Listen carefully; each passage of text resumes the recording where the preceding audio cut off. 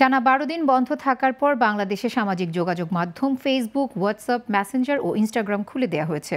সচল হয়েছে টিকটকও। এর আগে দুপুর ১টার দিকে রাজধানীর আগারগাঁওয়ে বাংলাদেশ টেলিযোগাযোগ নিয়ন্ত্রণ কমিশন কার্যালয়ে ব্রিফ করে সব সামাজিক যোগাযোগ মাধ্যম খুলে দেওয়ার ঘোষণা দেন তথ্য প্রযুক্তি প্রতিমন্ত্রী জুনায়েদ আহমেদ পলক। ব্রিফিংয়ের আগে সকালে তিনি অনলাইনে মেটার প্রতিনিধি দলের সঙ্গে ও টিকটক কর্তৃপক্ষের সঙ্গে বৈঠক করেন।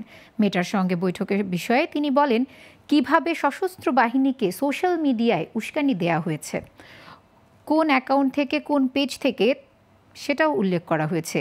কিছু ছবি ও ভিডিও তুলে ধরা হয়েছে। আর ফেসবুকের কমিউনিটি স্ট্যান্ডার্ডে বলা আছে কোনো ধরনের ভিডিও ছবি তারা তাদের প্ল্যাটফর্মে গ্রহণ করে না।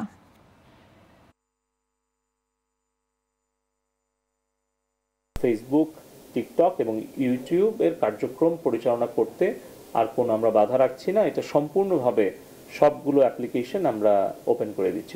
একটাই অনুরোধ করব আমাদের গণমাধ্যমের সাংবাদিক বন্ধুদের মাধ্যমে আমাদের দেশের সকল নাগরিকের কাছে যে আপনারা কোনো মিথ্যা গুজব, কোনো মিথ্যা অপপ্রচারে বিভ্রান্ত হবেন না।